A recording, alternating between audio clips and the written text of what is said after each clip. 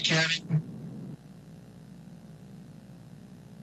All right, good, good. I'll have to talk to you tomorrow. You'll tell me about how everything went. All right, all right. What a crummy day outside.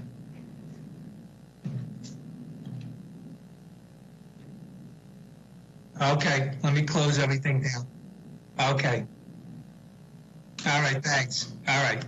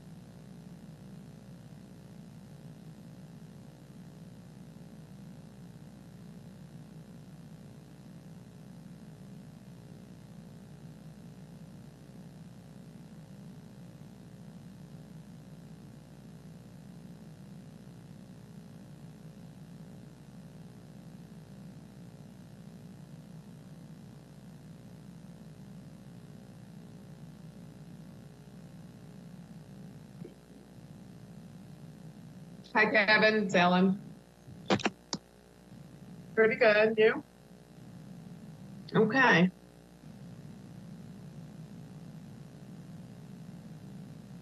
Okay. I will do that. See ya.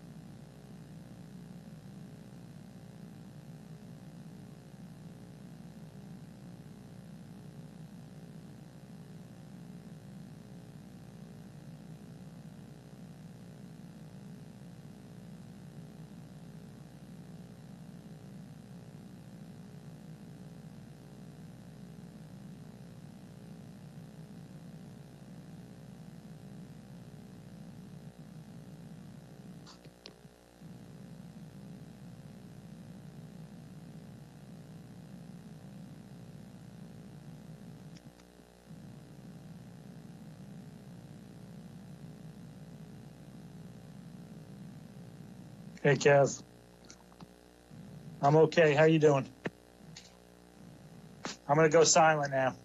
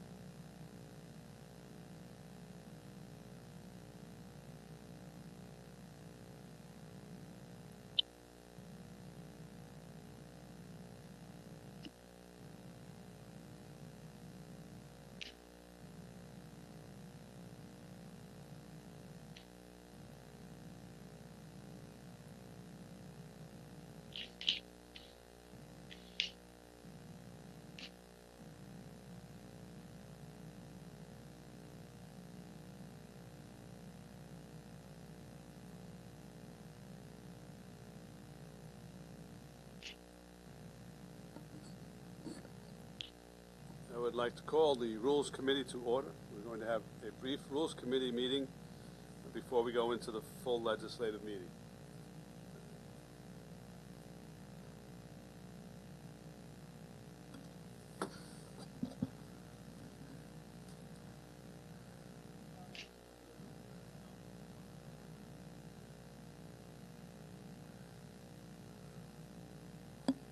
Presiding officer, do you want the roll call? Before we do that, I would ask everyone to please stand and Legislator Kennedy to lead us in the pledge of allegiance.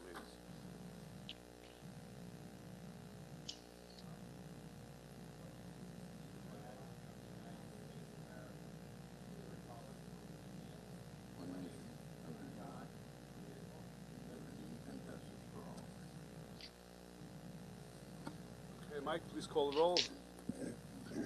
Thank you. Rules Committee roll call. Legislator Sela Bino. Legislator Delia DeRigi-Witten. Here. Thank you. Ranking Member Kavan Abrahams. Here. Thank you. Legislator Laura Schaefer. Legislator Stephen Rhodes. Thank you. Vice Chairman Howard Copel. And Chairman Richard Nicolello. Here. We have a quorum, sir. Thank you. We have several items. I'm going to call the first 5 all together so we can consider them as separate items. We can ask questions, necessarily can break them out for a vote. 286, 287, 296, 297, 298. These are resolutions authorizing the county attorney to compromise and settle claims of the County of Nassau against the Incorporated Village of Cedarhurst and the Incorporated Village of Lawrence arising from agreements for the consolidation of sewage treatment resource services pursuant to the county law. There are also resolutions authorizing the county executive to execute amendments to intermunicipal agreements with the Incorporated Village of Lawrence and the Incorporated Village of Cedarhurst. Lastly, there is a resolution authorizing the county executive to execute an amendment to an intermunicipal agreement with the Village of Seacliff in relation to the installation of sewer lines. Moved by Legislator Rhodes, seconded by Legislator DeRigi-Witten. Do we have someone to speak on these items? Katie? I guess we'll do the Cedarhurst and Lawrence matters first, and then Seacliff, because they're slightly different.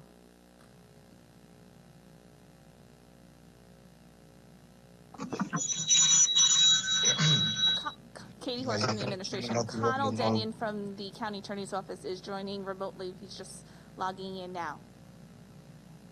Do you want to give any sort of presentation, Ken, or do you want to wait for Connell? I need Connell to talk about these settlements, but I can talk about the IMAs if you want me to start with those. Okay.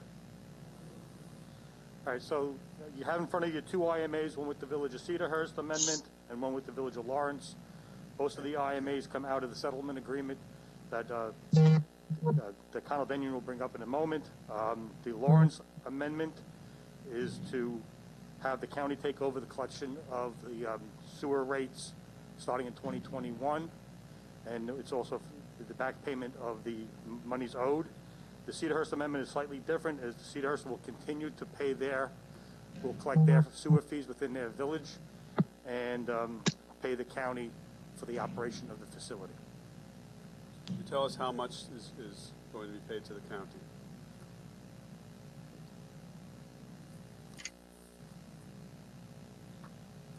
I believe Connell has that information. That's in the settlement, not in the agreements. Is Connell on yet?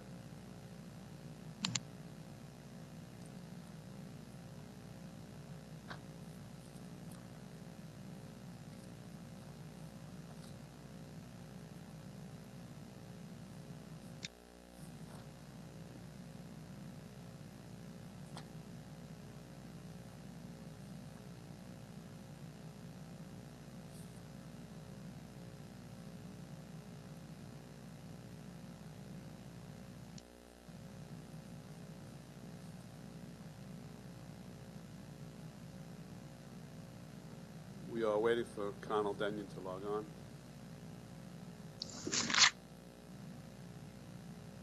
Is Seacliff also called? I can go over that one while we're waiting. Yeah, that one we do that. I also did call Seacliff. So the Seacliff amendment is tied to a project this body previously approved. This body previously approved a contract IMA with the village to sewer parts of Seacliff. When Seacliff took the bids on the project, the bids came in better than anticipated. They requested that additional properties be added for the same amount of money originally allocated in the IMA. This amendment adds additional, I think it's 44 or 47 additional properties that can be added to the sewer area that is being developed for the village of Seacliff. So there's no additional money. With the cap in the original contract stays. This just expands the scope. Thank you. Do you know offhand how much of the village of Seacliff now will be sewered as opposed to, I guess, cesspools or whatever? I know it's a good part of that downtown area. I haven't done, exactly the percentages, but this expands within that downtown area, which is a tightly packed community, so it's very beneficial to get this as much sewer as possible. All right, it's obviously advantageous from an environmental standpoint. Yes, it was actually out, back 20 years ago when I worked on the Hempstead Harbor Protection Committee. This was identified as something that should be looked at, so it's nice to see 20 years later this coming to fruition. It's about average time for county getting things done in the county. Well, it's been an ongoing project. Any type of sewing project is a big push because it's very expensive. It's not a cheap project to do.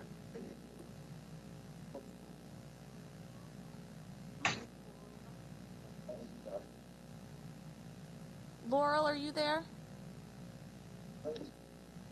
Yes, I'm getting on. Are you ready to discuss the settlements with the legislature?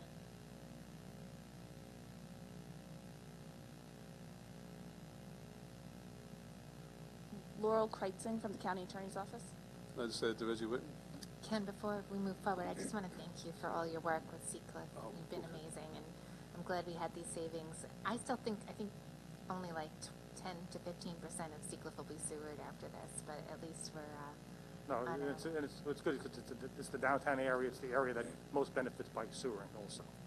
Some of the restaurants in Seacliff had their septic system in the basement, so you can imagine what an improvement this is going to be, which is kind of gross. But anyway, do you have any idea when you think that we're going to be able to start the hookups with the commercial? I have to talk to the village to see where they are with the project. I would think sometime in the spring we could probably be able to issue permits to people as they come in.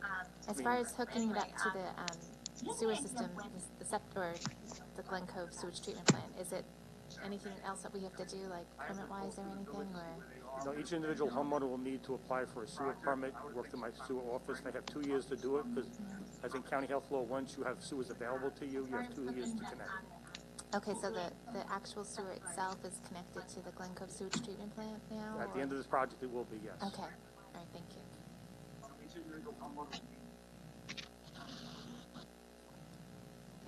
All right, are they ready? Okay, we have before us the items with respect to the villages of Cedarhurst and Lawrence, and just to invite speakers from the County Attorney's Office to tell us about the settlements. Hi, it's Laurel Kretzing from the Bureau of Litigation Appeals.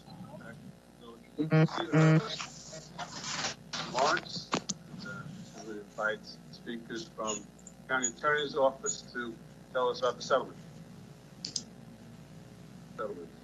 Hi, it's Laurel Kretzing from the Bureau of Litigation Appeals. Lawrence, and we invite speakers from the County Attorney's Office to tell us. Hi, it's Laurel Kretzing from the Bureau of Litigation Appeals.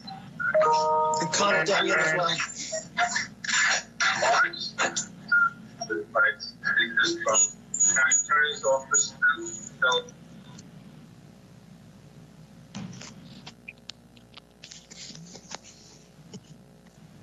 Hi, I'm having a lot of feedback. Is that something that you can do or are interested in?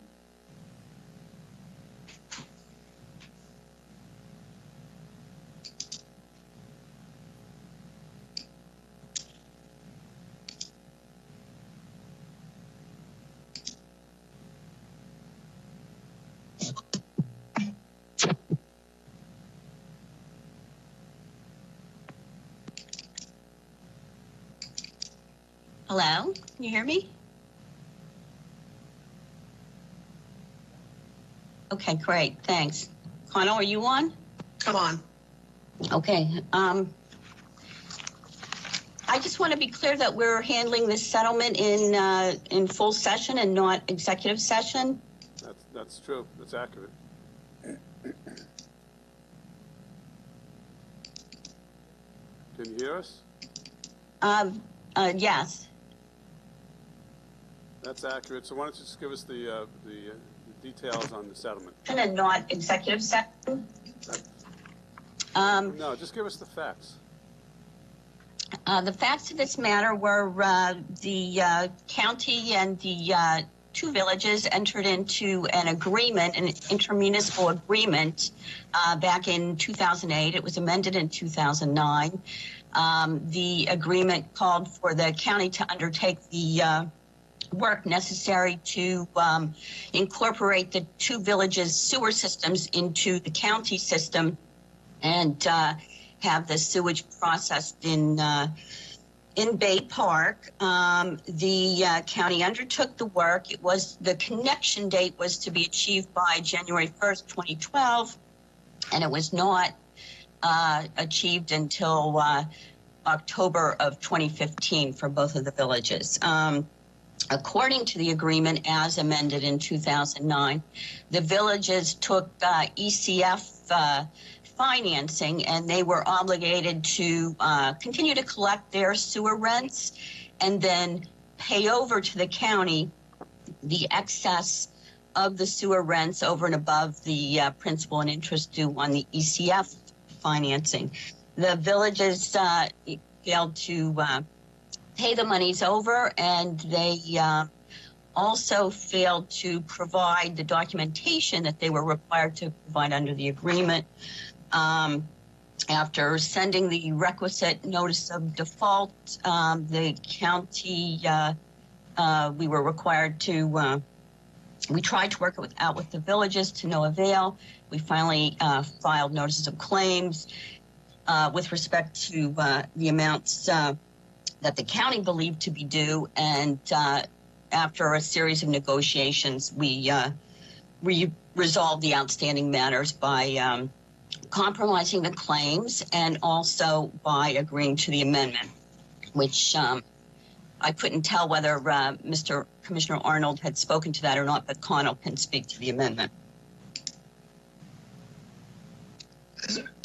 Thank you, Laurel. The amendments, I think Ken touched on them, that the basic premise of the Lawrence amendment is that Lawrence will be incorporated into the sewer district as of January 2021, whereas Cedarhurst will not come into the district until either the county refunds the outstanding sewer debt or it matures. So that'd be some point in the future. So Cedarhurst would not be folded into the district right away. And then we also clarify that the villages will each make payments annually for any amounts due until they become part of the district. So how much is coming to the county for these settlements?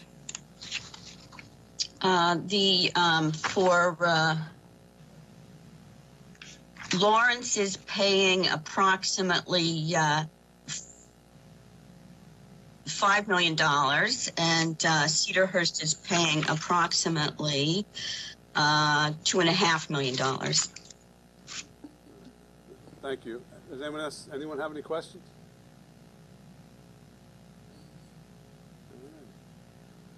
Hearing none. Any public comments? All in favor signify by saying aye. Aye. Those opposed? Carries unanimously. One other item on the Rules Committee, then we will go to the full legislature. The other item is 308 of 2020, a resolution to transfer funds within the within the Legislative Budget Control Center, LE15, on behalf of the majority delegation to the Nassau County Legislature. I will move that, seconded by Deputy Presiding Officer Coppell. Is there any debate or discussion on this item? Hearing none. Any public comments? All in favor signify by saying aye. Aye. Those opposed? Carries unanimously. Motion to adjourn. Legislator Schaefer, seconded by Legislator Rhodes. All in favor of adjourning signify by saying aye. Aye. Those opposed, carries unanimously. I neglected to do something before, but Legislator Bino had arrived at the very beginning of this meeting, so I just wanted to confirm in the record that she was present and voting on all these items. So now we're going to go to the full legislature. We ask the legislators to come into the room. We have a couple of slips of public comment, and then we have a presentation from Farah Mazawala with respect to the work of the Office of Asian American Affairs.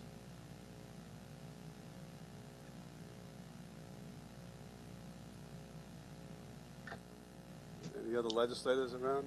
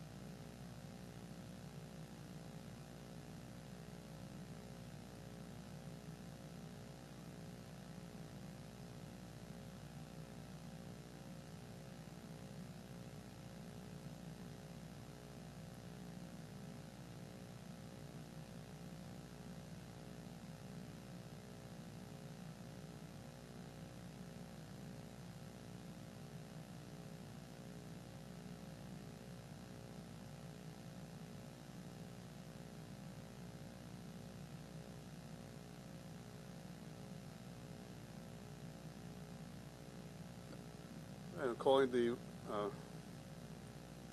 full legislature to order, asking that Mike please call the roll. Thank you, Rich.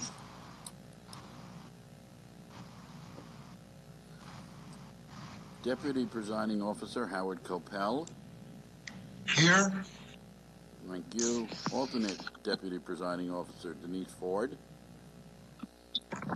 Legislator Sela Bino. Legislator Carrier Salage. Legislator Deborah Muley. Here. Thank you. Legislator C. William Gaylor III. Present. Legislator Vincent Muscarella.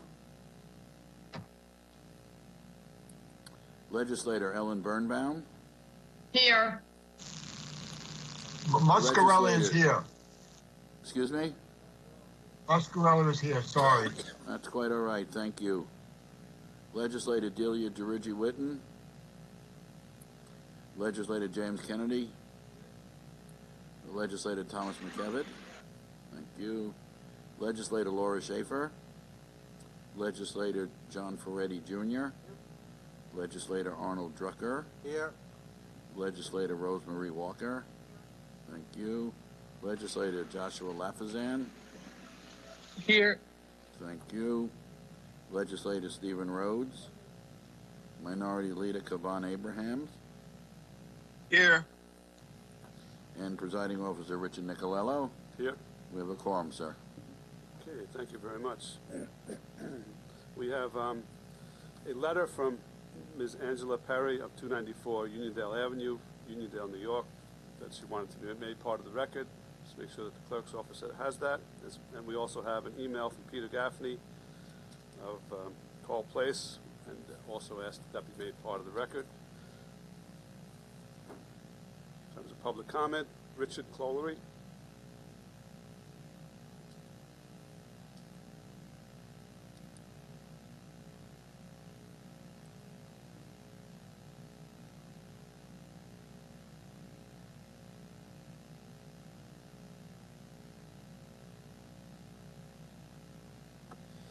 To the members of the legislature, I do understand we are in the midst of one of the worst events in this county's history, and I do respect this county is not getting as much tax revenue as it used to. However, when you people start to think about next year's budget, I want you to think on this. You may think that people who use public transportation are asking for hand-me-outs, or that we're a bit like second-class citizens, which you may have heard before. And yet, we live here. We go to school, college. We shop at the stores, go to the movies until the pandemic came. We pay taxes. We do what we do to live here in this fair county. I've also been observing, because of the pandemic, a number of small businesses have closing up shop, quite possibly for good. Explain to me how, after the pandemic is over, are you as a county going to encourage those old businesses to come back, or even the possibility of encouraging new big or small businesses to come to Nassau County to help increase the tax revenue so that vital services such as public transportation here on the island can be fully funded? One other small detail before I go. To the Republican members of the legislature, how are you feeling about this year's election so far? How confident are you feeling going forward about your choice, or about your chances of you getting either elected or re-elected next year for the legislature? Think on it while you consider your priorities. That's all. Well, thank you, Richard. Earl Jacobs.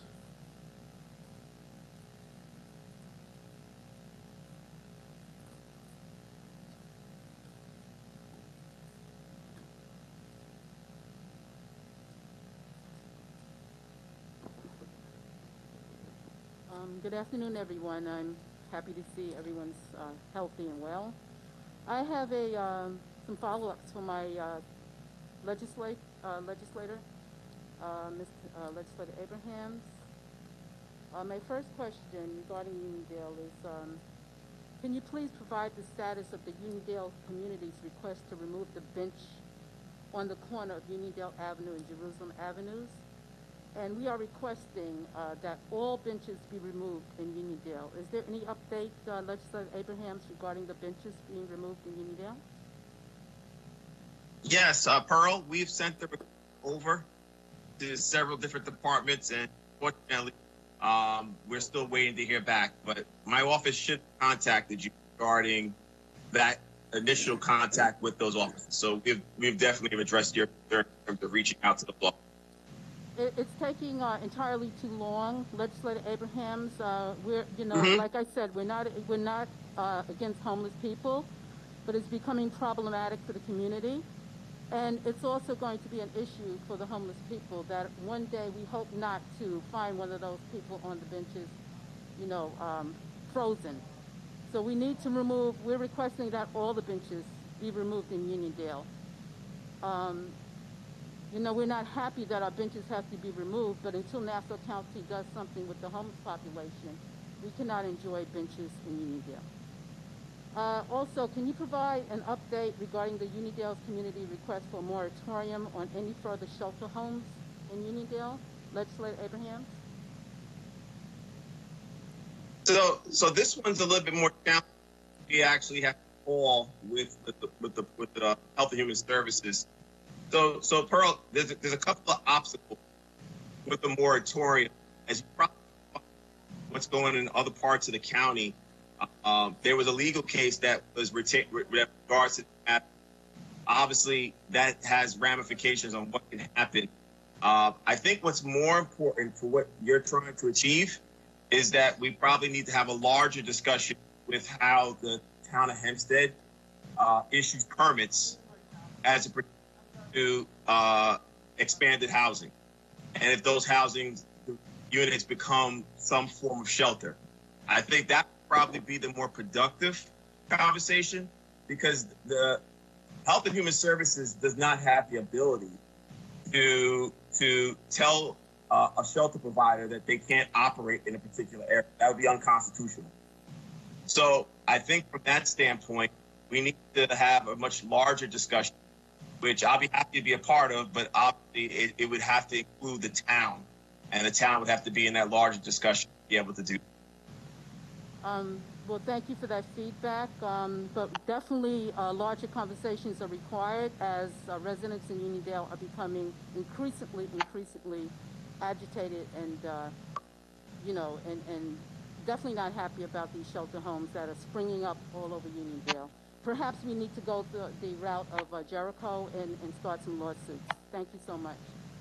Another issue, a very serious issue, Legislator Abrahams, that I'm bringing before you is the community's request for cameras on Jerusalem Avenue. Jerusalem Avenue has become a speedway for vehicles. Residents are complaining of the extremely high rate of speed of vehicles traveling on Jerusalem Avenue, especially from late evening until the early hours of the morning. Jerusalem Avenue is known as an unsafe roadway, as a student from Turtle Hook Junior High School unfortunately lost his life on this roadway years ago, where he is memorialized. Every year, his parents attend the Uniondale School District Scholarship Assembly, and they present the scholarship to a high school student in the name of their son, in their son's honor. They are indeed angels. In addition to the potential tragic consequences of cars racing down Jerusalem Avenue, residents complain that the noise pollution from the racing cars, along with the explosive sounding exhaust systems that they now have, wake them up from their sleep at night. This is an outright noise pollution and another offense to residents' quality of life. I have spoken with our Nassau County Police Department, and as always, they were extremely responsive and have committed to place the portable speed signs and step up police presence on Jerusalem Avenue. Thankfully, we have a police department that not only listens to the community's concerns, they are also action-orientated. However, our police department cannot be everywhere at all times, and the portable speed signs serve as a temporary deterrent. Only when monetary penalties are imposed does people's behaviors change. Legislator Abrahams, we are requesting that you pass legislation to install speed cameras on Jerusalem Avenue, along with visible signage that alerts drivers that the roadway is under surveillance.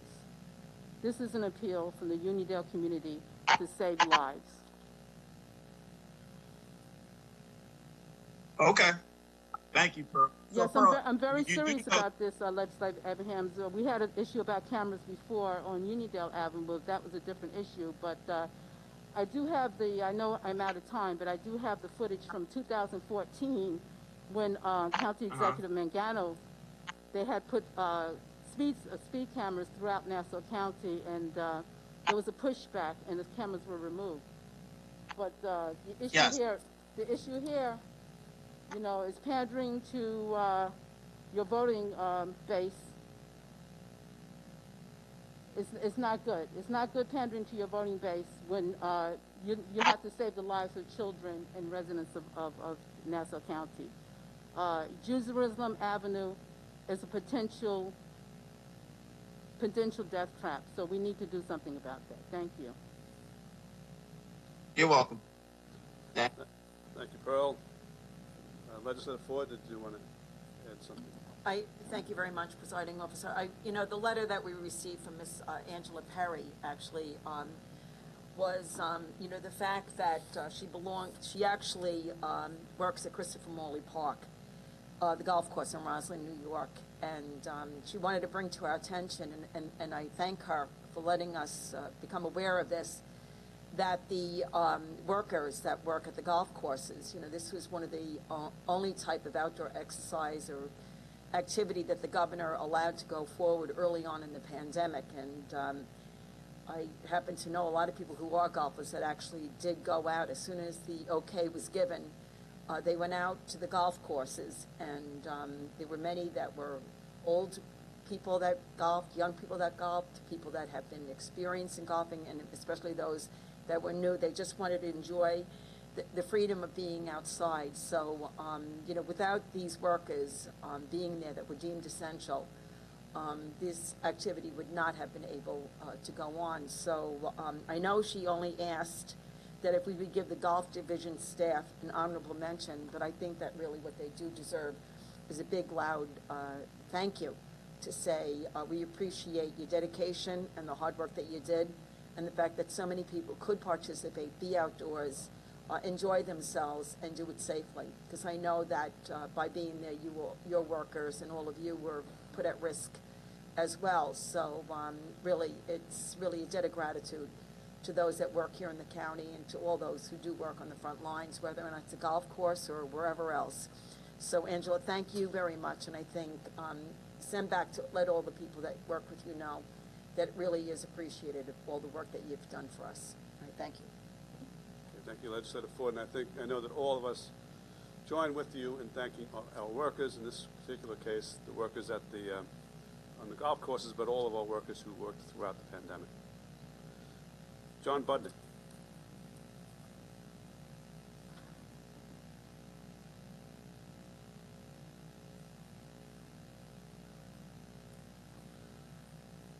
Good afternoon, Chairman Niccolo and members of this August County Legislature. I want to take just a moment to talk about, very quickly, the governor's, once again, proposal to legalize marijuana, which I haven't been able to get a copy of yet. But I do want to point out, you need to refer to the scientific and medical evidence, which clearly and unequivocally shows the deleterious, dangerous disease and effect of marijuana, particularly on young people, especially those under about 26 or 27 years of age, where use of it causes the person to have the retardation of the maturity of the brain. Also, I note that we are in the process, I hope, of completing the new courthouse where social services used to be. I respectfully suggest naming it after the most prominent, they happen to be Italian-American family, named Galata, who from the 1940s, 50s, 60s, 70s, 80s, into the 21st century, provided an immeasurable amount of public service for the people of our county and the people of our state, and that should be recognized and memorialized.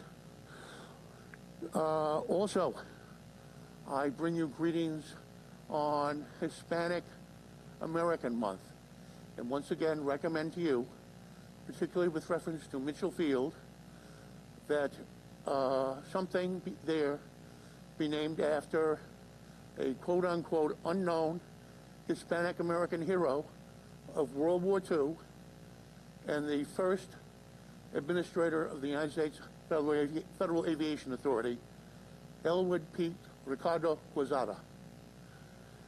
Also, we need to get the meets and bounds situation of the Mitchellfield Historical District set up, squared away. I've been trying to get them from the county executive's office and several other places, not having even anybody get back to me with regard to that. Also, in the Massapequa area, I can tell you, trying to vote for the last 2 days, that the polling places there, particularly Oyster Bay Town Hall South, are grossly and severely overcrowded. They have lines of hundreds of people stretching out into the parking lot. It is most respectfully suggested that you guys consider, you folks consider contacting the Board of Elections about the possibility, at least in the Massapequa area, of utilization of either the Police Academy, the Massapequa Community Center, or the North Massapequa Community Centers as additional polling places, or at the very least, a good number of additional voting machines be placed there. Next, I have not been able, despite requests, to get any kind of crime statistics. It was noted in Newsday about 2 weeks ago on the front page that crime is down. I respectfully submit that that headline was an apparently false statement, and I believe this legislature should obtain and publish for the public the crime statistics, at least from the years 2018, 19, and thus far this year. Thank you very much for putting up with me, and may the good Lord also bless and keep you. Also, with regard to naming places in Mitchell Field, I think I've already previously mentioned the fabulous flying flapper from Freeport, Illinois, Patricia Smith, and also Eugene Jacques Boulard, the first black fighter pilot in World War I from America. All of these people are currently kind of forgotten by our current history. I hope that will change. Thank you very much for your time and trouble. Good luck. Thank you, John. We have invited Farah Mazzawala, the Executive Director of the Office of Asian American Affairs, to give a brief presentation on the work of her office. I am one of the legislators who represents a community that with a growing, vibrant Asian American constituency, and many of whom are first generation. So the work of your office has been very important, especially the outreach during COVID, because trying to get information to people in their home languages was vitally important. So we appreciate everything that you and your office has done during the COVID pandemic. Thank you, Presiding Officer Nicolello, Minority Leader Abrams, and members of the legislature. Thank you for giving me an opportunity to brief you on the Office of Asian American Affairs. I am honored to serve as the Executive Director of this newly established office, first announced by the County Executive Laura Curran in her 2019 State of the County Address, and subsequently chartered by this body. I wish to commend and thank our dedicated Asian American Advisory Council, chaired by Dr. Isma Chaudhry. Our talented, engaged members have provided tremendous guidance to me, myself, and my staff as we establish a department focused on serving the needs of NASA's diverse and growing Asian community, as outlined by the Charter.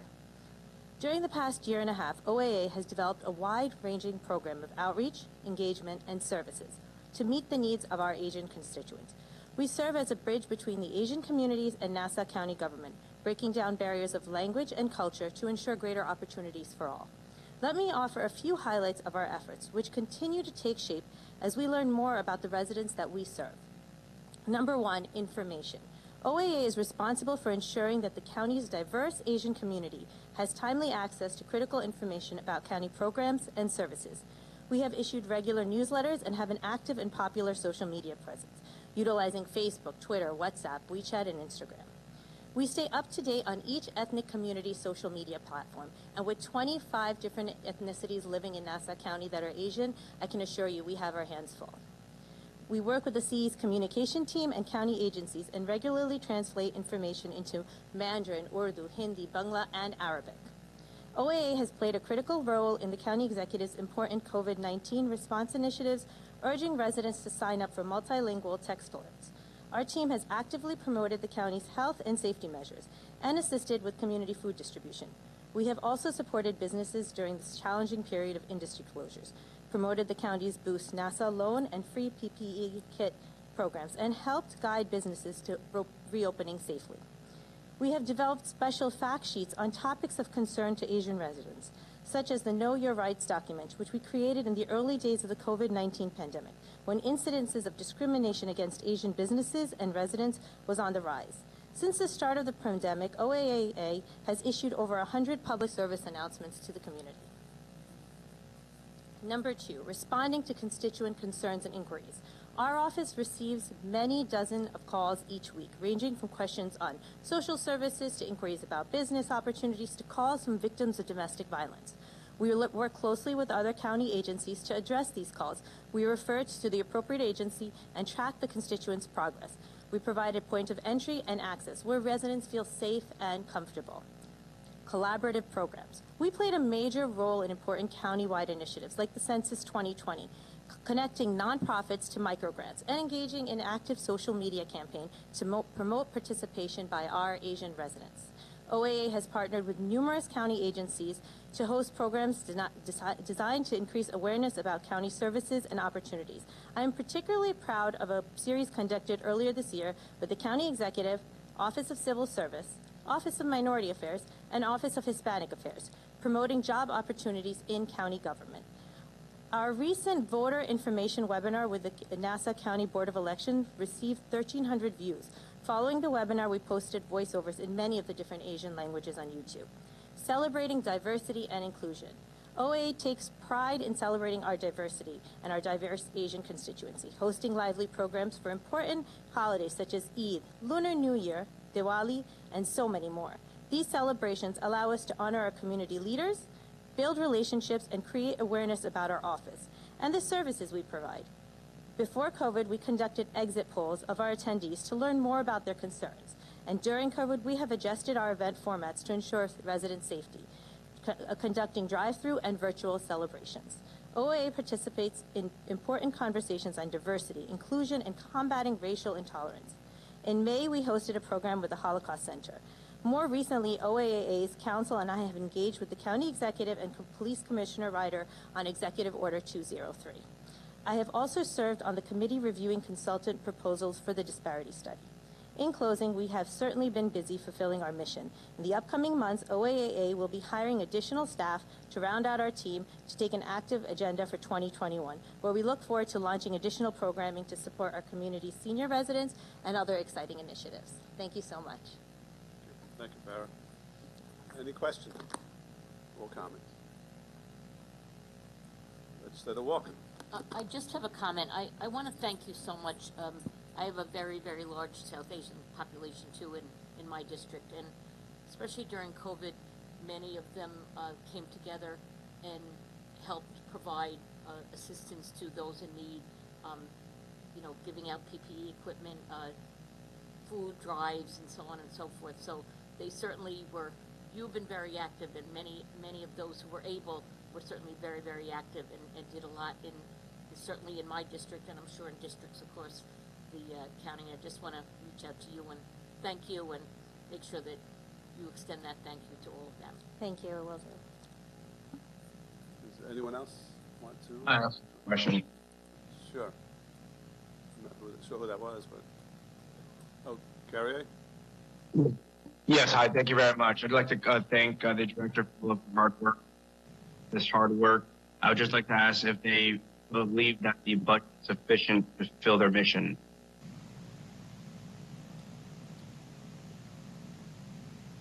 So we have, our office is a small and tiny team, but we work extremely hard, and we're extremely dedicated to our services. And you know, right now we're having four full-time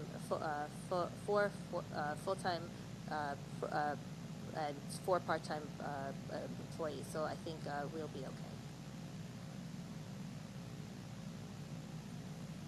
Anything else? Carrier? Nothing further, Presiding Officer. Thank you. Again, I want to echo Legislator Walker's sentiments and thank you for your leadership and thank you for the work that your office is doing. You are 100% right. You have tremendous social media presence, and up until the pandemic hit, the work that the outreach work you were doing was tremendous. As I said before, that outreach work was even more important and vital once the pandemic hit to reach out to all the different communities, among the languages that you mentioned too. Thank you so much. And we have a wonderful board that really supports us on our initiatives, and you know, they do a lot of work within our office with the translation services, so we're extremely grateful to them. Thank you very much. We will invite you back periodically for reports on what's happening.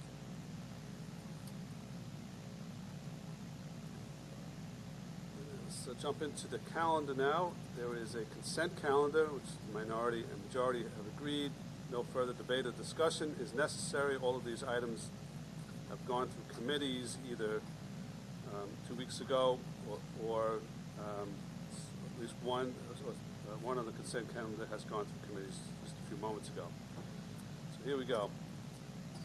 Item 3, Ordinance 79, 4, Ordinance 80, 5, Ordinance 81, 6, Ordinance 82, 7, Ordinance 83, 8, Ordinance 84, 9, Ordinance 85, 10, Ordinance 86, 11, Ordinance 87, 12, Ordinance 88, 13, Ordinance 89.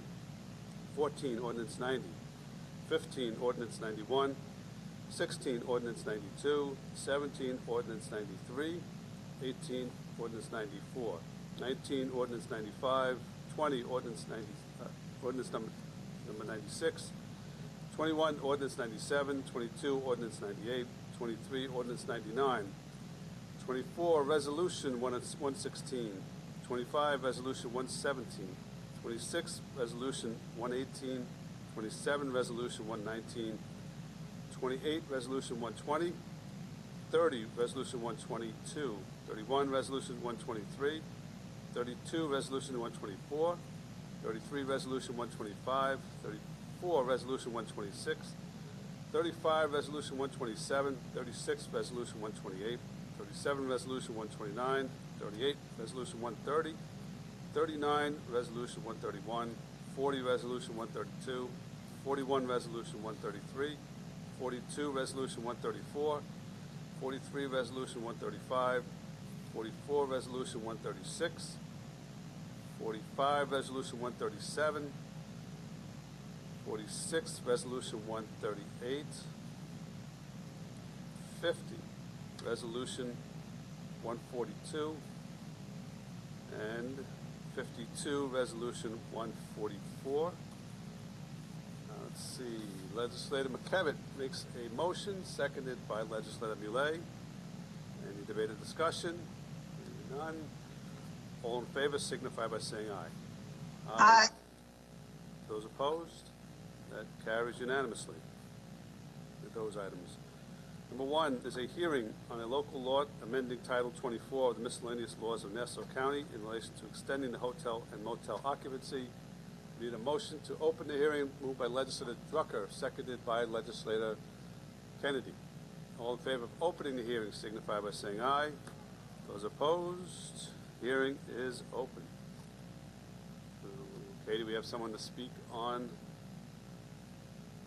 the hotel motel extender?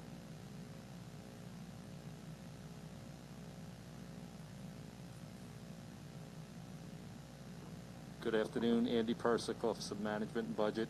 This is just the extension of the local law for hotel motel tax for collections that get dispersed in various different buckets that the county receives.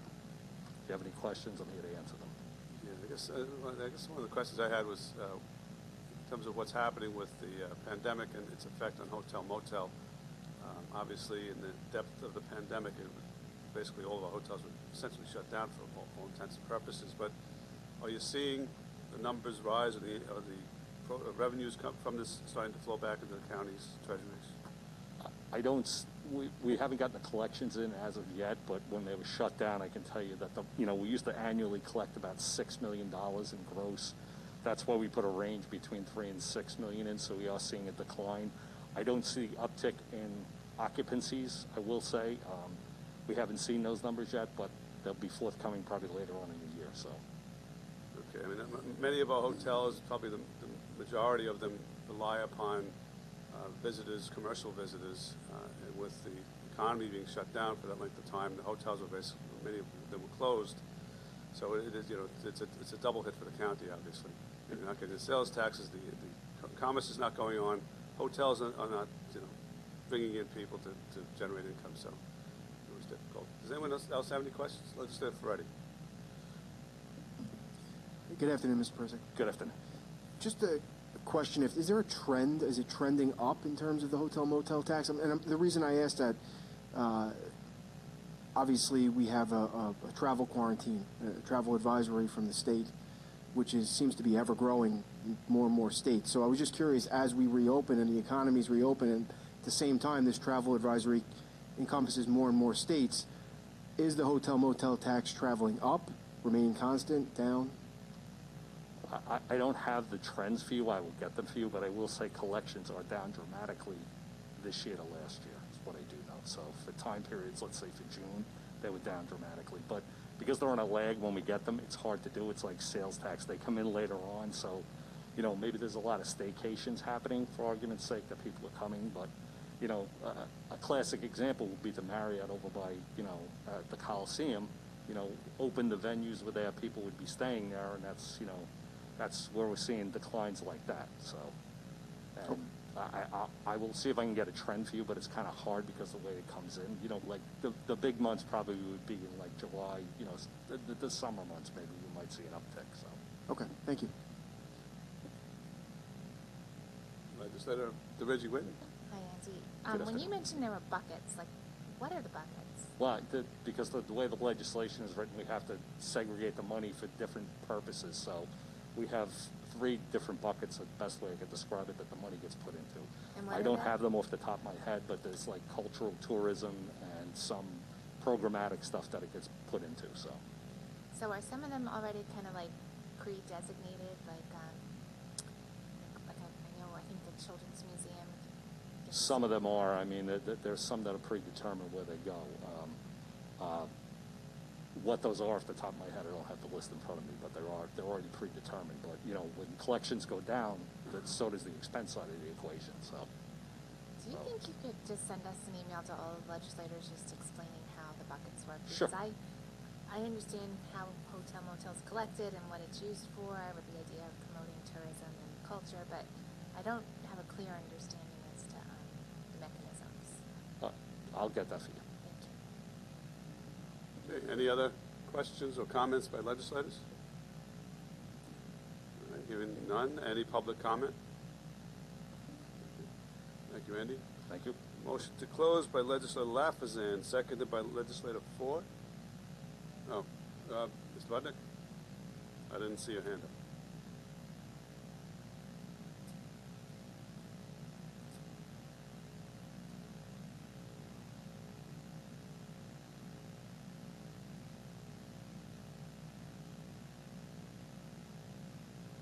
How about my speaking this way?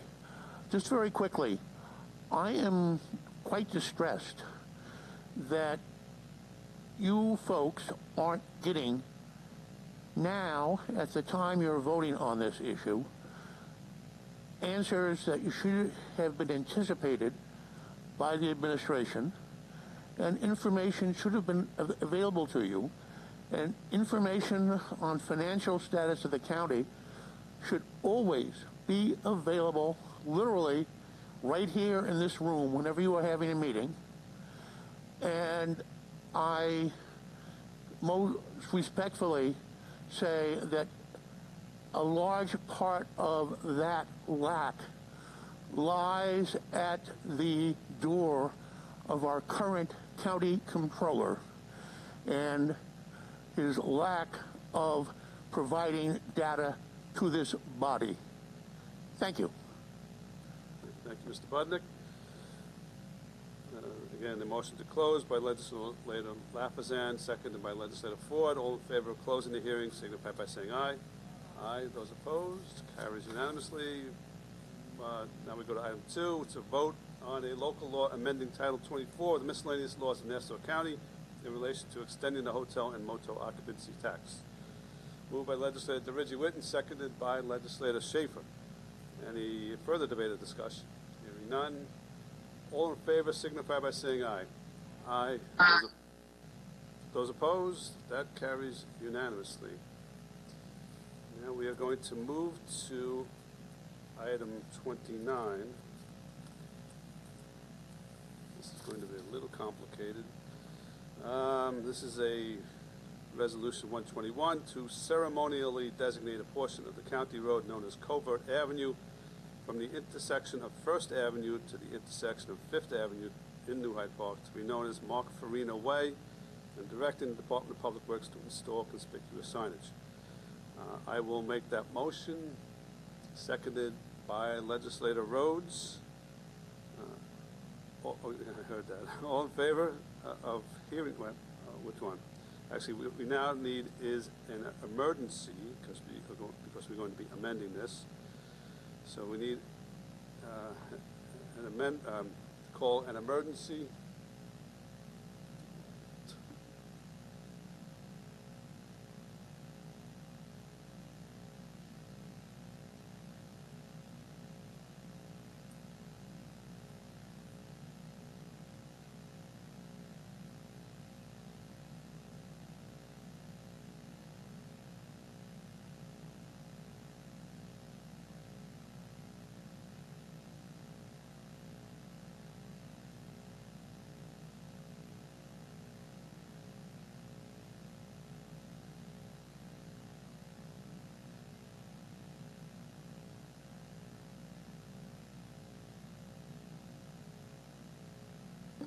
We need a motion to establish an emergency, which will be made by Mr. Drucker and seconded by Legislator Ford.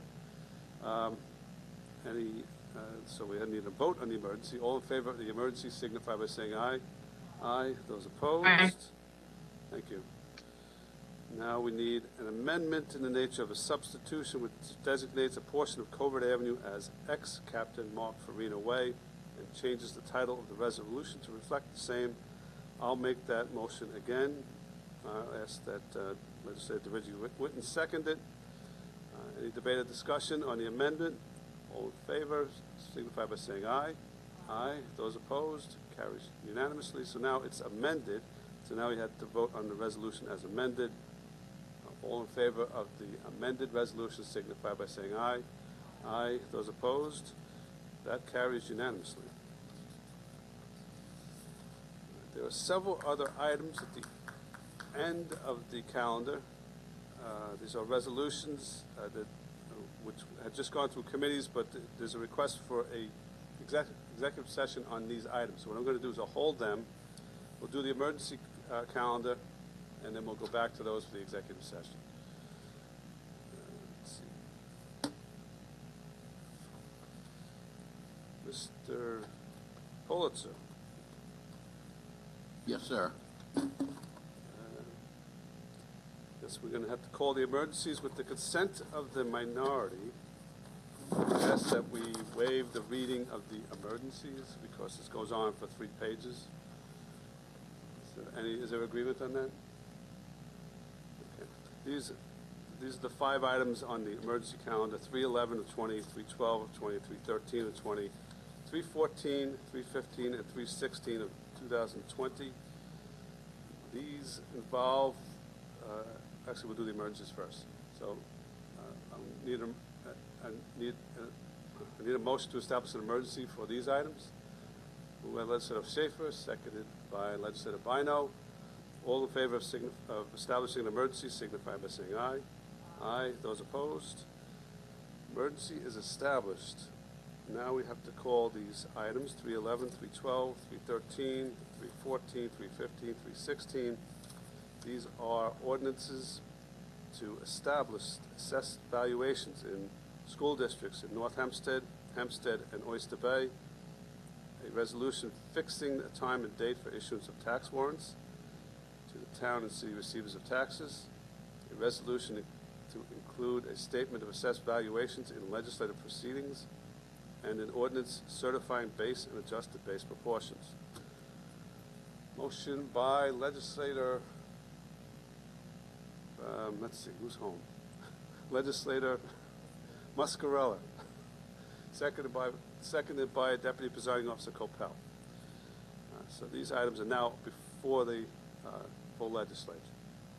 Do we have a speaker on these items?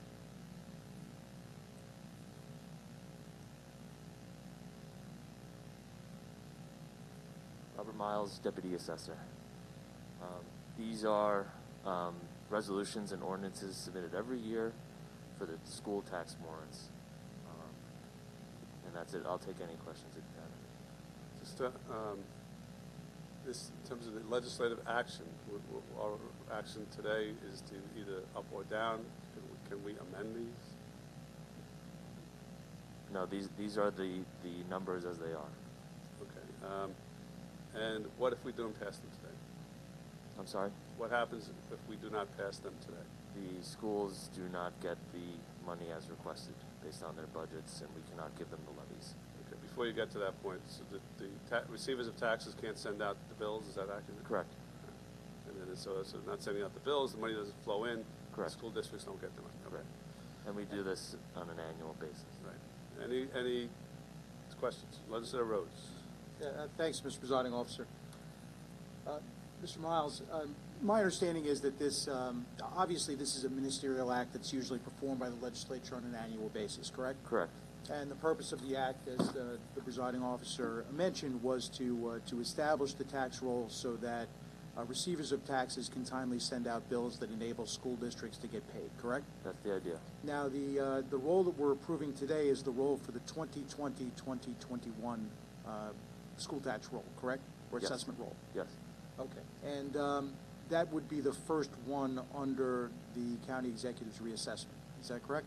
Under the reassessment, yes, but we Okay. have passed the 1920 the previous year. Right. No, I understand that we pass it every single year. No, I just wanted to make sure. Yes. Right. The difference this year, though, is that unlike in previous years, the assessor's office announced to the towns last week that there were, despite the roll being before the legislature today, that the roll is being issued with approximately 12,000 errors. Is that correct? That is not accurate, though. Okay. It is 12,000 SCAR hearing cases that are still at the court. It's a judicial process. Okay. So these are not errors. All right, so that's the first point of clarification, Yes. is that the assessor, Yes. in his response, I think, to the receiver of taxes and to the supervisors, had termed them as errors. That is not accurate. Okay, so the assessor was incorrect with respect to that? No, These are the pending? assessor did not describe them as errors. Our office reached out to their offices, letting them know that there are 12,000 judicial hearings still at abeyance right now. But it would be fair to say, with those 12,000 cases still pending, we actually don't know what the assessment is for those 12,000 homes as of yet. It may change as a result of those legal proceedings, correct? Right now, the burden of proof is on the petitioner, so the assessments are accurate and they are correct as of right now, unless there is a judicial order saying otherwise. Okay, so it's certainly the county's position that those assessments are accurate, but that whether or not they're deemed to be accurate is the very reason for the SCAR petition, correct? The burden is on them? I understand the burden. I'm not asking you that. I'm asking you, is the purpose of the SCAR petition to make a determination as to whether the county's position that the roll is accurate with respect to those 12,000 homes properties is accurate? I'm not going to go into litigating the SCAR hearings. I'll refer you to Article 7A. I'm not asking, Mr. Miles, I'm not asking you for any specifics about the process other than the accuracy of the roll as it pertains to those 12,000 pending SCAR petitions. The purpose of the SCAR hearing is to determine whether or not the roll is accurate with respect to those 12,000 homes. That's the very point of the litigation, is it not? No. So what's the point of the litigation? Like Enlighten I me. said, I will refer you to Article 7. It is a judicial process. The roll is accurate until ordered that the individual assessment is ruled otherwise. So my understanding that this process, obviously, and we're dealing with a process that started 2 years ago, correct? I'm sorry?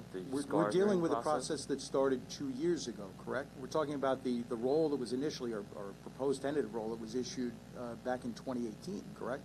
The roll was published in 2019, January 2nd, 2019. Right, but it's a process that started. In other words, the notices of tentative assessment went out in 2018, correct? Incorrect. When did the proposed notice of tentative assessment go on? January 2nd, 2019. When were homeowners first advised of the fact that, as to what their proposed assessment was going to be? November of 2018. Okay, so 2018, right? That's when Well, this that is process, the- when homeowners were first engaged in this process. And I know that there were issues and questions with respect to whether the notices were accurate, when they were actually sent out. We've gone through a litany of complaints, discussions with regard to the process. But this process started in 2018. And so here we are now, 2 years later, and with respect to those 12,000 properties, we still don't have an answer as to whether or not the roll is actually accurate with respect to those 12,000 properties. I mean, it's fair to say that, right? No. Okay. You're saying it's not fair to say that because the county has taken the position that they're right. No, it's been independently discussed that this has been accurate. There are several sources that have determined that this is accurate. The coefficient of dispersion indicates that this is accurate. And so that is it. It is an accurate roll determined independently. But as far as the courts are concerned, we don't know that it's accurate, correct? I'm not going to discuss what the court will or will not do. That is a judicial process that is done on an individual basis. All right, I understand that you really don't want to provide me an answer to the question, but maybe if I break it down a little bit, you can. Homeowners have challenged the county's position that the roll is accurate. 12,000 property owners have done that, correct? Yes. Okay, and they've done that through the SCAR petition, correct? Yes. And there will be a judicial determination after a SCAR hearing as to whether the homeowner is right or whether the county is right. Whether the homeowner has overcome their burden of proof. Correct. Well, if the homeowner loses that petition, it would be verified that the county was correct with respect to that particular individual property, correct? Correct. And if the court makes a determination that the homeowner is accurate, that would establish that the county was incorrect with respect to its valuation, correct? Per the court. Are you indicating that the county is unwilling to accept the court's determination?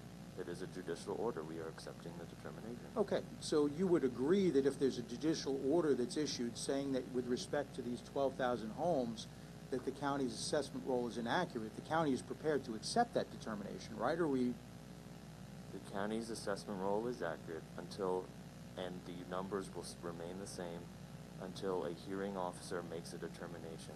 I am not here to assume what a hearing officer will or will not determine. Okay, but I want to verify based on your comments today that if the court makes a determination that the assessment roll is not accurate with respect to any one of these 12,000 properties, and it's not exactly 12,000, right? It's a little over? A little over, a little under, yeah. Okay, well, which is it? It should be closer to 11.5 now. Okay, but we actually know how many petitions we're talking about at this point, right? Yes.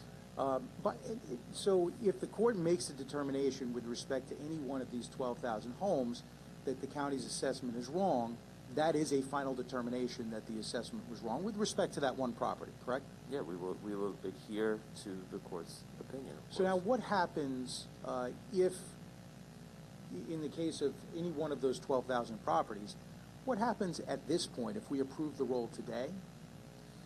What happens with respect to the county's potential liability? How does that impact the county and its taxpayers? Well, they will be dependent upon the judicial order, what the level of reduction is, and either there will be a lowering of the tax bill if we can in time, or there will be a refund. Well, when are these bills supposed to be issued? First bill should be issued in November. November 1st? Yes. Okay, so you're talking about Sunday? Correct, but you can also correct second half bills. Okay, but with respect to first half bills, Sunday, November 1st is the date that those bills theoretically should be, we're frozen in time at that point. No changes can be made to the first half tax bills after November 1st. That is my understanding. So I think it's reasonable to expect that these 12,000 SCAR challenges obviously are not going to be heard between now and Sunday, correct? Correct. Okay. So what happens in a situation where a homeowner is determined to be right, yet they've already received a tax bill and they theoretically have already made payment? What happens? They will either get a correction to their second half bill or receive a refund. Okay. But if they're entitled to a reduction, we don't turn around and raise the taxes to make up that difference on behalf of every other homeowner, correct? Correct. All right. And that's the result of something called the county guarantee? That's absolutely the county guarantee. Okay. So for these 12,000 properties, if there's a determination that these 12,000 homeowners are correct, do we know what the potential liability is to the county? I am not aware of it. It will not be 12,000 homeowners being correct. So it is very difficult to determine on an individual basis who will receive an order in favor of reduction, who will not. I'm not asking you to predict anything. I'm asking you about total exposure. So, for example, in these SCAR petitions, the homeowners put down what they believe their assessment should be, correct? Yes. Right. So if they've put down what they believe their assessment should be, we should be able to determine, based upon those claims, what the county's potential liability is if, in fact, they succeed in proving that they're correct. Right? I don't believe that is a very difficult calculation to determine hypothetically what that would be. Well, I mean, it's a mathematical calculation, isn't it? I mean, has the assessor's office looked into that at all, or are we simply approving the roll not knowing what our potential liability might be? No, you are approving the roll because this is a ministerial act that's performed every year, and we need this roll to produce the tax bills and for the schools to get the money. Oh, no, I totally understand that you've left us with no choice. Don't get me wrong. I get that fact. I just am trying to find out a little information so we know how bad this hold on, I'm not done. So we know how bad this potentially can be for the county and its taxpayers, that the assessor's office is presenting us a roll that may have up to 12,000 errors in it. So I'm just trying to figure out what that is. Once again, I think you also said there's no errors. These are judicial hearings. Right. If there's a judicial determination that there's an error, it's an error. It is what it is. So with 12,000 of these hearings still pending, there are potentially 12,000 errors. If a court makes a determination... It is a judicial hearing. It is not an error. Okay. If the court determines that the county is wrong, the county is wrong, right? Can we agree on that? Or we're going to say it's right no matter who says otherwise, and if we have to pay a bill, we will accept the opinion of the court, and the homeowner will receive the reduction that's ordered by the court. Okay. But my point is that if there's a reduction by the court, has there been any effort on the part of the assessor's office to make a determination as to what the county's potential exposure is if each of these 12,000 petitions happens to be It's very granted? difficult to determine the refund liability. So the answer is no? I don't have that number for you. Okay. Has any, I know you may not have the number, but has anybody even bothered to try and figure it out? I would refer you to the budget office. Oh, so the budget office is making that determination? I am not sure. Does the budget office actually have copies of the SCAR petitions? They do not have 12,000. So how would they make that determination? They do not have 12,000 individual SCAR hearings. Right. Has anybody told the budget office then how many SCAR petitions there are and what the homeowners are claiming their taxes are supposed to be so that the budget office can make that determination? Everyone is aware of the 12,000 petitions heard. I'm not aware of the 12,000 petitions heard. Is it possible for us to be able to get a list of these 12,000 properties that are still up in the air? Because when we send out these bills, we're telling these homeowners that they owe the money, right? There's real dollars that have to come out of their pocket, even though they're still in the process of challenging it 24 months after they've actually received their initial notification of their assessment. Per the law. Correct. Per the law, this is how the roll is published. Mm-hmm. Then there's the SCAR season, and then you have to go through the judicial hearing process. But typically, these SCAR petitions would have been heard before the assessment roll is final. Is that correct? Before the actual bills go out, so that we don't have a potential refund situation?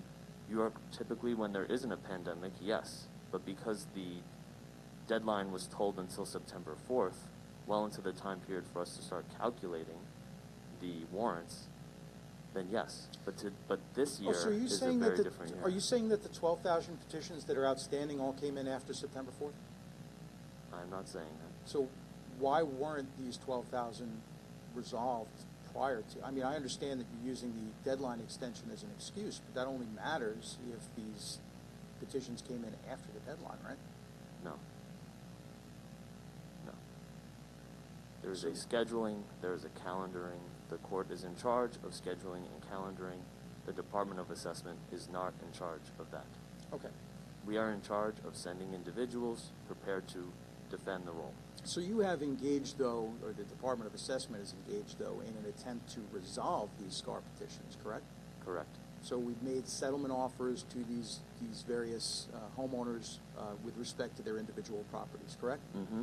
And there were 88,000. Actually, there's, I guess, some discrepancy because some of the documents from the clerk's office indicates that it may be as much as 92,000, but somewhere in the high 80s, low 90,000 SCAR petitions. We received our 80,000 number from the court. Okay.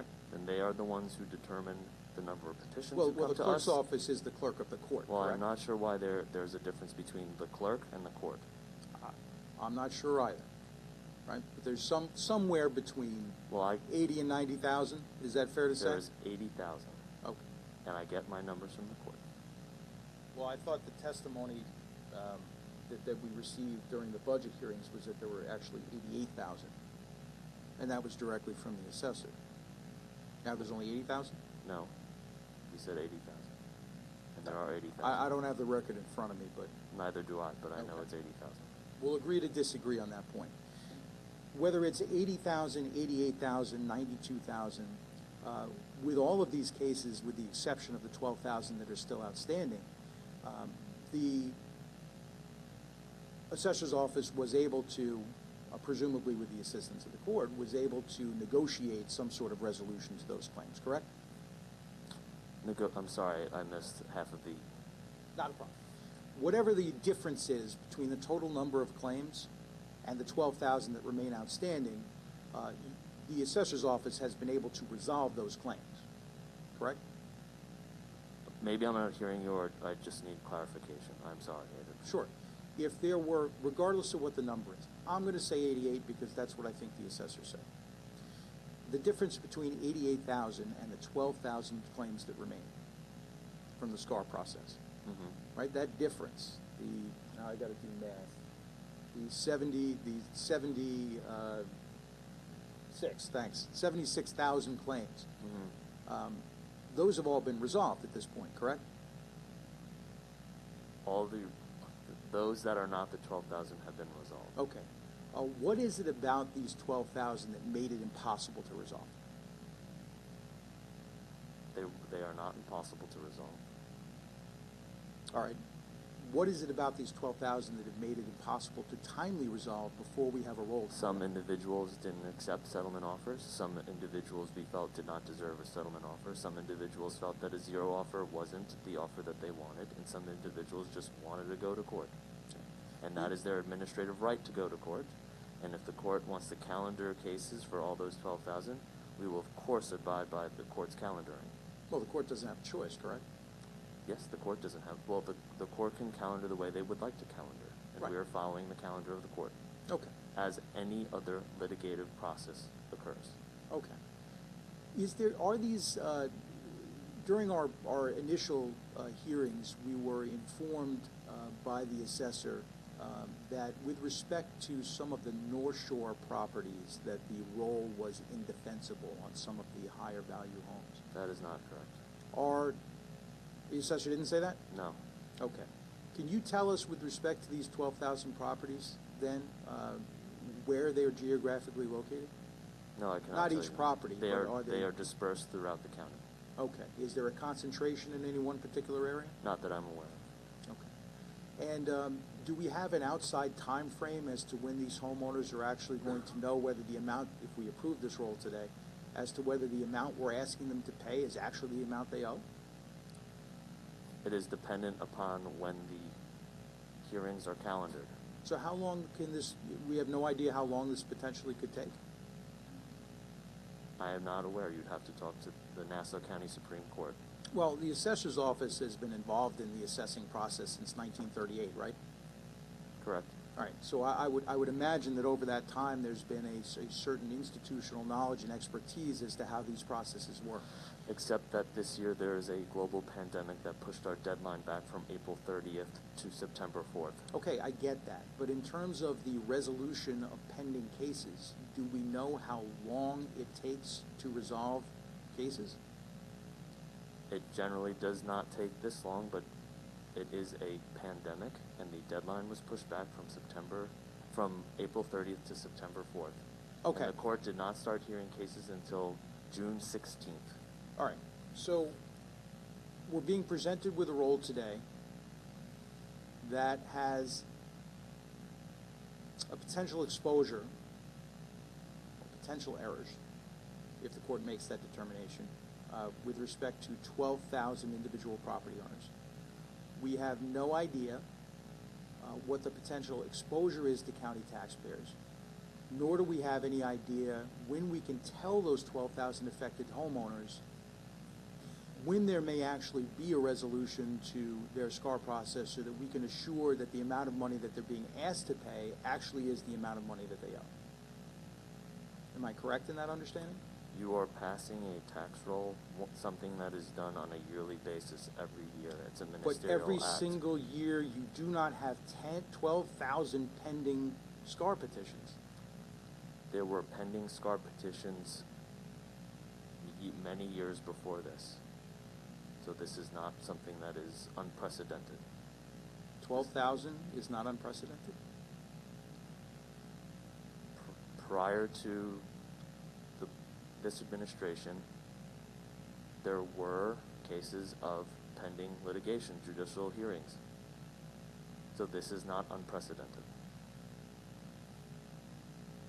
Is it unprecedented to the extent of 12,000 potential claims? I'm not aware of the exact number from the previous years, but this is not something that is new, and previous legislatures have passed the tax rolls before and the tax warrants so that the homeowners can receive their bills and the schools can get the money that they are owed. But this level of potential incompetence is new to me. So, but I appreciate that you can't give me any more information than you already have, so thank you. Thank you. I had a question for you. You mentioned that you had reached out to the tax receivers. Was there a telephone call or something of that nature? Yes, I believe there was a call of representatives from both offices. What was the purpose of reaching out to the receivers of taxes? To confirm that tax bills can be corrected if there are if there are judicial orders that come in from the court, rather than have the homeowner receive a tax bill, they can receive a refund, they can receive a corrected tax bill. So it is easier administratively for the county, I believe, and it's better for the taxpayer that they can receive it in their tax bill. Was there a request that the receivers not send out the tax bills for the individuals who were in the SCAR proceeding? No. And I don't believe legally you can ask them to not issue tax bills. So you called them to confirm if the tax bills could be corrected? Because you can either use a refund or you can do a corrected tax bill. We felt that the corrected tax bill would be better for the taxpayers. Corrected tax bill would have to go out when? Remember, there's the first half tax bill and the second half tax bill. So you can also correct the second half tax bill. So even if the tax bill had been sent out and they had paid their taxes, it would seek to... No, the second half tax bill would have to be corrected. Okay. All right. So a lot of more questions there, but Legislator Ford? So everybody, by passing this legislation today, everybody will receive their tax bills Everyone on will time. receive them. Yes. There'll be nobody. I just want to follow up a little bit. Pursuant to the executive order from the governor, of course, because that pushed back the deadlines legally. Okay. Because normally people would have gotten their tax bills already. Right, but remember the executive order pushed everything back. Right, and then, so when are the tax bills, when is the tax payments due by all the residents? I believe it's December 10th. Because I have somebody who is asking. Okay, yeah. But, so there'll be no delay at all? No. That people will not, so you're not asking, because I guess No. it was a misunderstanding, I had somebody who called me. Okay. And, so the tax bills themselves are delayed being sent out, but rather than having to pay in November, we'll be able to pay in December, correct? That's pursuant to the executive order. Well, you could just say yes or no. We understand No, it's just- an well, executive order. I yeah, understand but- it has to come from the Right, governor. right. I mean, that's actually a given, because we can't change those dates. It's all Thank you, that's state the- law, yeah. correct? Yeah. Okay, just going back, the 12,000 that Legislator Rhodes was asking about, okay? And we didn't know, like, how many, when we look at, and I understand that people have had SCAR hearings, and even when we sent out in the previous years, there were people still litigating whether or not their assessment was right or wrong or Yes. whatever. Okay. But it seems that there were 80,000, so that we're still holding on to 12,000 that still are in the process of going before judicial hearing, Right. correct? They're being calendared by the court, correct? Right. But out of the other 68,000, that that had been settled by the courts? You must know. It had gone to they had already Settled, received one a way or another, hearing. whether or not they accepted the offer by the assessor or... It was a hearing, because we did do, Right. as many Okay. hearings as was calendared from June, until Right. September. That I And still- understand. Right. How many of those ones that were challenged by residents, okay, Right. did the residents end up getting the settlement they desired? I am not sure, off the top of my head. We don't keep a record to see whether or not, to see the accuracy of the rolls, to make sure that, No, I can create an analytic form, but I don't know that off the top of my head. Okay, I'd like to see if you could do that, and please send it to us, because I think that would be good for us to know whether or not, where the challenges were, where some of the issues were with some of the residents in regard to, and on what basis they were able to be successful in challenging their assessment. Okay. All right, thank you. Let's Freddie. Thank you. Good afternoon, Mr. Miles. Good afternoon. A lot of my questions were already asked by Legislator Rhodes, so I guess I just have a couple comments. I've heard, Mr. Miles, you've said numerous times how this is a ministerial act that's been done so many years before. Well, this is not, 2020 is not just your ordinary year. The residents are really hurting. Residents are facing very, very tough financial times. We've got a lot thrown at us in 2020. So the idea that this is just some ministerial act, and not to mention a countywide reassessment the first time in 15 plus years. So the idea that this should just be passed without any scrutiny, as I think you're certainly implying, I think is disappointing. Additionally, it seems like the assessment office is somewhat talking out of both sides of its mouth. Legislator Rhodes was asking you some pretty pointed questions as to the 12,000 outstanding scars, and it seemed like your de facto response was, I'm not going to guess as to how the court's going to adjudicate these scars, right? I'm not going to do that. But then at the same time, he asked you what the potential liability was, and you said that 12,000 won't be found to be over-assessed. So, in effect, you are predicting when it fits the argument, but at the same time... That's not a prediction. Okay. Well, so you're saying that it is possible that all 12,000 are found in favor of the scar petitioner? I'm not predicting, like I said. Okay.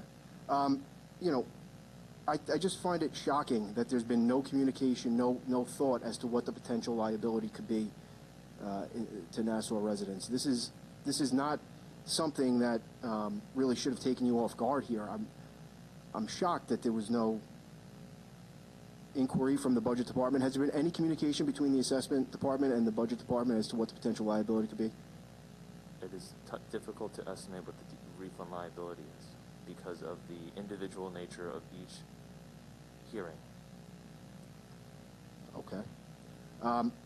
Again, I'm going to hold my nose and vote in favor of this because, as Legislator Rhodes said, we've been somewhat boxed in a corner.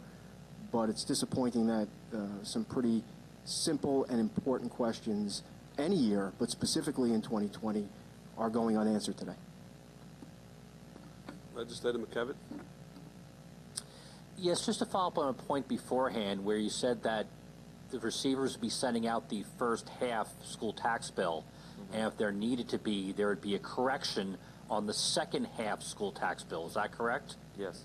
I know some people actually pay their entire year's tax bill at the first bill because there's actually a discount that you receive when you pay it. So for those who choose to pay your entire year's worth of taxes at the first bill before December 10th, how will that then be rectified? I don't want to speak for the treasurer, but it would be a refund. Thank you. Thank you. Just one other follow-up from my part. The conference call when your office reached out to the receivers of taxes, who was on that call? Several individuals. Our accounting division, I believe, was the representative on the call. But I'm not sure. I was not on the call. You were not on the call, okay. Was Mr. Moog on the call? I am not sure. Right. Thank you. Thank you. Legislator Ford? Legislator Walker? I just want to get this straight. So now, if people's tax bills were, say they were charged $2,600 for each half, they after their hearing, they find that they overpaid by $1,000. So the next half of their bill, if they didn't pay it in full, would then be dropped to $1,600 rather than the $2,600. I believe that's how it's worked. Okay. But we're confirming with the treasurer and the receiver's offices. Now, does the county then have to make up that $1,000 to the school district because the school district was anticipating $2,600? No, the school district does not. The school district is always made whole. They receive the money that they're supposed to receive always in the towns, and then we would have to pay the refund. So we guarantee. Right. That's so right. So then we're back to the fact that the county guarantee again kicks in, and again, even though we were promised over and over and over and over that everything was correct and bills would be correct, and you had enough people to do all these things, that now we're going to have to lay out money again in this upcoming year to Well, this. legislator do once again want to reiterate that the timeline is generally April 1st, April 30th, and the deadline to file was moved from April 30th to September 4th, and the hearings did not occur until June 14th due to the pandemic. But once again, every time we questioned anything, we were promised that everything was fine. We had the number of people to do this. Everything was going to be right, and obviously that's not the case. Prior to there being a global pandemic, and the many of these courts questions are in charge of the calendaring. We asked many of these questions during the pandemic also, so, I feel like that's going to be our answer for everything, that, we had a global pandemic. We all realize that. I believe all the hearings occurred prior to the pandemic. Thank you. Regarding the strategy for SCAR.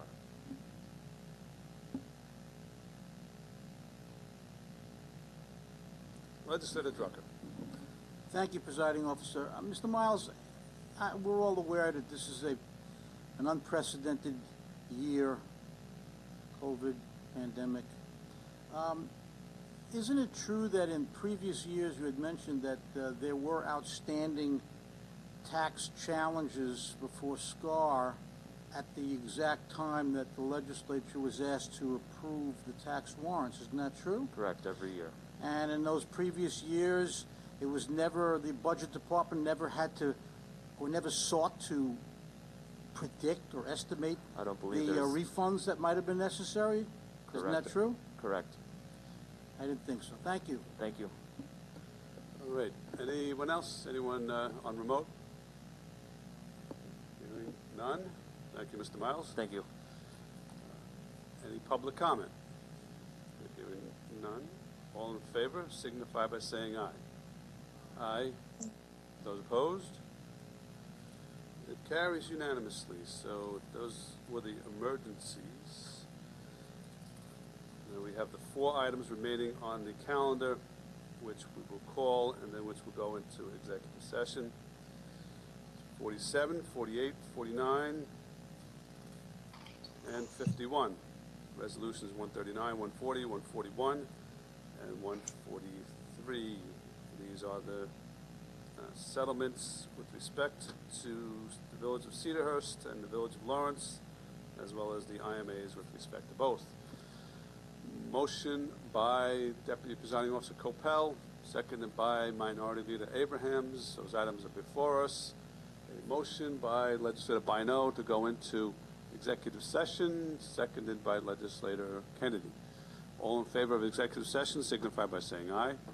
Aye. Those opposed? Okay, we're in executive session.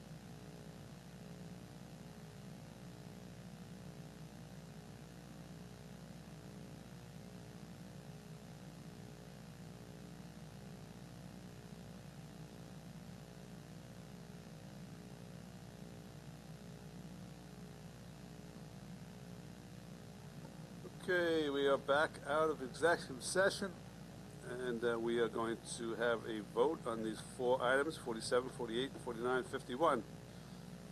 Any debate or discussion? All in favor signify by saying aye. Aye. Those opposed? It carries unanimously. Motion to adjourn by Legislator Rhodes. Seconded by Legislator Drucker. All in favor of adjourning signify by saying aye. Aye. Aye. Those opposed? We are adjourned.